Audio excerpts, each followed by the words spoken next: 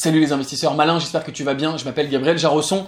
Aujourd'hui, je jette un pavé dans la mare et je vais te parler de la grave erreur du trading, l'erreur que font les traders et que tu fais peut-être. On va voir tout ça ensemble, c'est parti.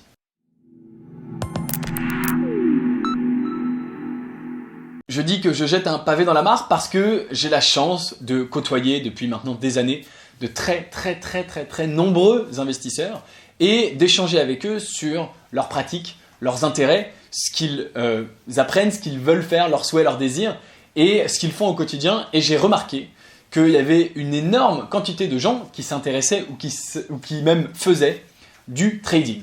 Tu le sais peut-être si tu me connais depuis un moment, si tu me connais bien, je suis complètement contre le trading. Je trouve que c'est inutile, que c'est une perte de temps et je vais tâcher de t'expliquer pourquoi ici. Évidemment, je suis ravi d'avoir ton avis en commentaire et je sais qu'il va y avoir des avis très divergents, mais j'espère que bien sûr tu seras resté poli, sinon ton commentaire disparaîtra comme par magie. Je vais t'expliquer pourquoi. Alors j'ai essayé en faisant cette vidéo d'avoir des données les plus précises et les plus scientifiques possibles. Premièrement, je me suis dit, bon, les gens qui tradent, ils sont comme tous les autres, ils veulent gagner plus d'argent. Jusque-là, tout va bien, on ne peut pas en vouloir aux gens de vouloir gagner plus d'argent, bien au contraire. Et donc je me suis dit, on va aller regarder où sont les traders riches, qui sont ceux qui ont eu du succès avec cette méthode. Et je me suis rendu sur la liste des personnes les plus riches du monde, et à côté, j'ai cherché les traders les plus riches, et j'ai comparé ça, regarde. Je suis donc sur la célèbre liste Forbes des personnes les plus riches du monde. Il s'agit bien sûr de la liste de 2020, c'est le moment où je fais cette vidéo. Et je suis sur le site officiel, Forbes.com, je voudrais te montrer plusieurs choses. Premièrement, voilà la liste des premières personnes et je voudrais te montrer un point commun sur les plus riches. Jeff Bezos, fondateur d'Amazon, Bill Gates de Microsoft, Bernard Arnault, fondateur de LVMH, Warren Buffett, fondateur de Berkshire Hathaway, même si je le mets un peu à part, Larry Ellison, le fondateur de Oracle, Amancio Ortega, le fondateur de Zara, Mark Zuckerberg, le fondateur de Facebook, Walmart, encore Microsoft, Carlos Slim, c'est donc bien sûr aussi un entrepreneur, les fondateurs de Google, L'Oréal, Bloomberg, Jack Ma, c'est Alibaba, etc., etc.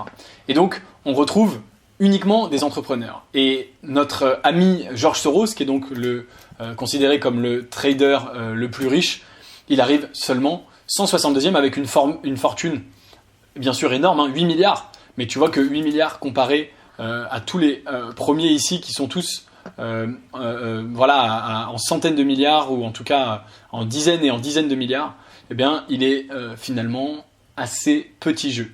Comme tu le vois, les personnes les plus riches au monde sont les entrepreneurs et non pas les traders. Et donc tous les gens qui font du trading pour s'enrichir, eh bien déjà, si ils veulent suivre les résultats au niveau mondial de qu'est-ce qui fonctionne le mieux pour s'enrichir, la réponse évidente, c'est qu'au lieu de trader, il vaudrait mieux entreprendre. Alors, évidemment, tout le monde n'est pas fait pour entreprendre et peut-être que le trading est la deuxième meilleure possibilité. Mais moi, je vais opposer le trading, notamment court-termiste et notamment quotidien, au trading long terme. Je voudrais te montrer cette citation de George Soros, qui est donc considéré comme l'un des traders les plus riches, qui t'explique que finalement, le trading ne veut pas forcément dire le trading quotidien, le trading en permanence devant son ordinateur, mais plutôt du trading long terme. C'est également la politique de Ray Dalio. Ray Dalio peut être considéré comme l'un des traders les plus riches du monde. Moi, en tout cas, je le considère plutôt comme un investisseur que comme un trader parce qu'il avait une vision long terme. Et puis évidemment, dans la liste des personnes les plus riches du monde, on retrouve Warren Buffett, qui est également un investisseur. Il a pas ou peu entrepris finalement dans sa vie, il a surtout investi et il a fait fortune, il est multimilliardaire comme tu le sais. Et Warren Buffett, il a une politique ultra long-termiste puisque la plupart des actions qu'il a achetées, il ne les a quasiment jamais vendues. Ce qui est assez extraordinaire, ça a bien sûr l'avantage par ailleurs pour lui de ne pas lui avoir fait payer d'impôts. Tu le sais, à chaque fois que tu vas vendre, eh bien tu vas payer un impôt sur la plus-value et si tu t'amuses à faire du day trading et à vendre tous les jours, eh bien tous les jours tu vas payer des impôts alors que Warren Buffett, par exemple, sur les actions Coca-Cola qu'il a achetées au début des années 70, eh bien encore aujourd'hui, il n'a jamais payé d'impôts. Je te laisse imaginer l'argent qu'il a gagné en plus-value, en dividende, et il n'a jamais payé d'impôts sur cet investissement puisqu'il n'a jamais vendu. Alors tu vas peut-être me dire, oui mais regarde, les banques, elles le font bien, ce trading, et donc si les banques le font, les banques c'est quand même leur métier l'argent, c'est que ça doit fonctionner, c'est qu'elles doivent gagner de l'argent. Eh bien en fait, j'ai cherché et j'ai découvert pas mal de choses sur le trading des banques. Mais grosso modo, la réponse simple, c'est que les banques ne s'engagent pas vraiment dans ce qu'on pourrait appeler du day trading, comme peuvent le faire des particuliers dans le but unique de gagner de l'argent. Les banques, elles ont effectivement des desks de trading, mais ces desks, ils servent déjà, avant toute chose, à exécuter les trades de leurs clients. Ils demandent à leurs clients, leur demandent de faire des trades et les banques exécutent pour eux. Donc ça, c'est l'une des premières choses, mais elles ne le font pas forcément pour elles-mêmes. Ensuite, elles font effectivement du trading de liquidités, de devises, euros, dollars, yens, livres sterling et que sais-je, mais c'est en partie dû à la réglementation qui les oblige à maintenir un panier de devises de façon équilibrée. Et donc, comme les taux d'intérêt fluctuent, eh bien, elles ont certaines obligations de elles-mêmes rebalancer leur panier de devises. Et donc, il y a une partie qui est obligatoire réglementaire. Et puis enfin, comme les banques voient passer tous ces ordres, toutes ces liquidités, elles voient passer tous ces trades de leurs clients, de devises, etc., eh bien parfois, elles peuvent faire du trading par-dessus, rajouter une couche où elles vont matcher l'offre et la demande. Parfois, elles vont faire des bridges entre l'offre et la demande qui vont leur permettre rapidement d'emprunter une devise ou quelque chose, un asset pour émettre un trade, pour satisfaire une demande de l'autre côté, pour se le rembourser plus tard, ce qui au passage, eux, leur permet de prendre une commission, mais c'est leur position d'intermédiaire qui leur permet à ce moment-là de gagner de l'argent et pas leur position de simple trader comme un trader qui pourrait être chez lui. Donc elles profitent de leur position de banque pour, en étant dans cette position unique entre beaucoup de transactions au niveau mondial, pour à ce moment-là faire de l'argent, mais elles ne se mettent pas dans une position de dire on va ouvrir un desk de trading qui va uniquement faire de l'achat-vente comme ça, entre guillemets, dans le vide, juste pour tenter de gagner de l'argent. En tout cas, la plupart des banques aujourd'hui n'ont pas ce fonctionnement, elles profitent essentiellement de leur position d'intermédiaire.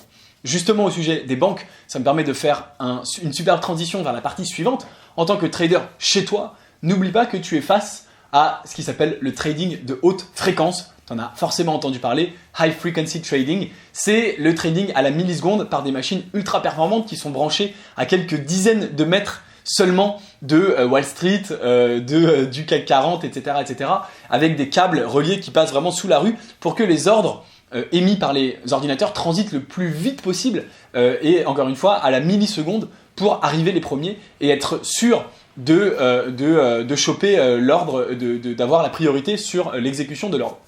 Par exemple, pour information, il a été démontré que quand toi tu places un ordre sur un site internet, un ordre de trading par exemple sur un broker en ligne, etc., eh bien au moment où tu cliques et le moment où ça arrive dans les serveurs aux États-Unis, etc., ça va passer par un câble sous l'Atlantique. Tu sais qu'il y a des câbles internet qui relient les différents continents, et donc ça va mettre peut-être une demi-seconde ou quelques dixièmes de seconde à arriver. Sur ton écran, ça paraît quasiment instantané, mais en fait ça met un certain temps. Eh bien il y a des machines au niveau de ces serveurs, encore une fois, à l'endroit où ton trade va être émis, qui, pendant que ton trade est en train de transiter, vont par exemple acheter une action à un prix juste inférieur pour te la revendre au moment où ton trade arrive, quelques millisecondes ou dixièmes ou centièmes de seconde plus tard, juste peut-être un écart de prix ridicule de 1 centime. Alors ça a été constaté parce que les gens ils plaçaient un ordre avec un prix au centime près et ils se rendaient compte qu'au moment où ils plaçaient l'ordre, instantanément le truc avait monté d'1 centime. Et parce qu'en fait, il y a des gens qui te le vendent un tout petit peu plus cher. Donc moi ça m'est déjà arrivé de placer des ordres effectivement un peu plus élevés, je me donne une marge quand je vais acheter une action, pas quand je fais un ordre de trading, je fais pas de trading, tu l'as bien compris. Et effectivement tu vois que c'était à 91,17 et puis au moment où tu fais ton trade tu dis moi je peux acheter jusqu'à 91,12 et en fait tu vois que le de 91,17 il a été exécuté à 91,23. Bon il y a 6 centimes. Effectivement, évidemment moi en tant qu'investisseur long terme je m'en fous, mais il y a du trading de haute fréquence, il y a des robots qui entre temps ont pris une petite com. Et donc il faut bien comprendre que toi, avec ton PC chez toi, avec ta connexion internet, même si c'est de la fibre, etc., qui n'est pas un professionnel, qui n'a pas construit, t'as pas construit a priori tes propres câbles que tu as mis dans la rue pour relier au Dow Jones, au Nasdaq, etc., eh bien, tu seras toujours perdant face à ces gens-là. Eux, ils sont gagnants parce qu'ils ont un avantage injuste d'avoir cette infrastructure en place, mais encore une fois, nous on fait partie de la populace, si je puis dire, c'est malheureux mais c'est comme ça, et donc face à eux on sera toujours perdant, on n'a pas les moyens, on ne se bat pas à armes égales, et donc ça c'est un point extrêmement important à prendre en compte. Tu restes un retail investor et tu n'as pas les moyens de te battre et de gagner contre les moyens technologiques énormes, notamment du trading de haute fréquence. J'en arrive à mon point central sur cette vidéo, qui est le plus gros problème selon moi du day trading. C'est que le trading, malheureusement, te prend énormément de temps. Les résultats, on l'a vu, ne sont pas garantis, bien sûr. Il y a des gens qui gagnent, des gens qui perdent. Il n'y a pas énormément de gens qui gagnent sur le très long terme. Mais dans tous les cas, si tu veux faire du day trading, l'inconvénient majeur, c'est que ça va te prendre du temps quotidien. Or, tu le sais, la ressource la plus précieuse que tu as à ta disposition, c'est ton temps. L'argent, lui, une fois que tu l'as dépensé, tu peux le gagner à nouveau. Et l'argent, il est illimité. Tu as des gens qui sont multimilliardaires et qui ont de l'argent absolument illimité. Hein. En revanche, le temps, tout le monde, y compris les gens les plus riches de la planète Terre, ont les mêmes journées de 24 heures. Et ton temps, une fois que tu l'as dépensé, tu ne le rattraperas plus, tu ne pourras plus jamais le gagner. Or, donc, le trading te demande d'être quotidiennement devant ton écran. Alors, il y a des gens qui vont me dire, oui, mais je passe que 1 heure par jour. Alors, certes, 1 heure par jour peut sembler peu, mais c'est énormément plus que ce que passent des investisseurs long terme.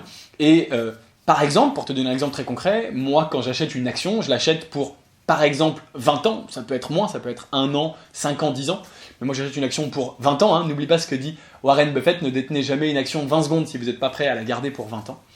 Et ça m'a pris 1 minute, je me suis connecté, j'ai acheté l'action, et après pendant 20 ans, je n'y toucherai plus et ça ne me demandera plus aucun temps de ma part, et je suis absolument libre de faire ce que je veux du reste de mon temps. Et encore une fois, il n'est pas démontré que le trading quotidien rapporte plus que l'investissement long terme, il est plutôt démontré l'inverse, comme le montre Warren Buffett, c'est-à-dire que le problème du trading, c'est que ça prend plus de temps et que ça rapporte moins. Et donc, on en vient au piège, au biais cognitif, c'est que les investisseurs se disent « mais je ne vais pas rien faire ». On a l'impression, en tant qu'investisseur, que pour gagner de l'argent, il faut faire quelque chose, il faut s'activer, il faut être devant son écran en permanence. Et c'est pour ça que les gens sont attirés par le trading, ils se disent tous les jours je me connecte et tous les jours, en étant devant mes écrans et en tradant, je travaille à gagner de l'argent. Or, c'est donc un biais et il y a fort à parier que tu peux potentiellement gagner autant, voire plus, encore une fois comme l'a démontré par exemple Warren Buffett, en ne te connectant jamais et en ne faisant rien. Et encore une fois, ça paraît contre-intuitif, mais n'oublie pas cette règle sur l'investissement qui dit plus tu prends de décisions, moins tu as de chances de gagner de l'argent. Cette règle, elle est expliquée et énoncée par les plus grands, par tous les meilleurs. Et donc, encore une fois, c'est un piège dans lequel tombent beaucoup, malheureusement, d'investisseurs. Alors moi, j'ai une solution à te proposer dans tout ça. C'est donc d'arrêter le trading, de passer le temps que tu passais à trader, à jouer avec tes enfants, à passer du temps avec ta famille. Pourquoi pas donc à monter un business si tu penses que l'entrepreneuriat fait pour toi, puisque ça, c'est démontré comme étant le plus grand créateur de richesse. Et d'investir sur le long terme. Investir sur le long terme, tu peux le faire bien sûr en bourse, et si tu veux savoir dans quoi j'investis en bourse, c'est possible que je te partage mon portefeuille d'actions personnel. Et puis investir sur le long terme, c'est aussi investir dans les startups. Et ça, c'est extrêmement intéressant parce que les startups, une fois que tu as investi, tu es coincé. Tu ne peux pas sortir, tu ne peux pas vendre. Alors, bien sûr, ça peut paraître comme un énorme inconvénient. Parfois, ça l'est. Quand tu veux récupérer ton argent, tu ne peux pas le récupérer. Mais je trouve que c'est un énorme avantage. Premièrement, eh bien, tu n'es pas tenté de vendre tes actions puisque tu ne peux pas. Et puis, ça te met dans une réflexion, dans un état d'esprit d'investir sur le long terme, état d'esprit que tu pourras ensuite reporter sur d'autres types d'investissements comme tes investissements boursiers. Les startups, c'est donc une très bonne formation pour ton esprit pour apprendre sur le long terme. Et puis, ça t'enlève toute la tentation puisque tu n'as pas la possibilité de vendre, ce qui est donc bien sûr parfois un inconvénient, mais surtout, selon moi, un avantage. Si ça t'intéresse d'investir dans les startups, eh bien, tu peux le faire avec moi. J'ai créé un club dans lequel je te propose d'investir avec moi dans les startups dans lesquelles j'investis mon propre argent perso, les startups que je déniche, que je trouve notamment dans la Silicon Valley. Tu le sais, la Silicon Valley, c'est là d'où naissent les plus grandes startups, les meilleures. T'en connais certainement plein. YouTube en fait partie, sur lequel tu es en train de me regarder. Et donc, j'investis là-bas. Et si tu veux investir avec moi, avec même des petites sommes, c'est possible. Si ça t'intéresse, le lien est juste en dessous dans la description. Je serai ravi de t'accueillir. Dis-moi en commentaire ce que tu penses du day trading, ce que tu penses de mes arguments. D'accord, pas d'accord ? N'hésite pas, moi je suis ravi de débattre avec toi tant que c'est bien sûr poli et constructif. Si la vidéo t'a plu, bien sûr, aime-la, partage-la et n'oublie pas de t'abonner à la chaîne YouTube Léonis. Abonne-toi maintenant avec le bouton rouge juste en dessous. Et moi je te dis à très bientôt pour une prochaine vidéo. On se voit dans le club privé. Ciao.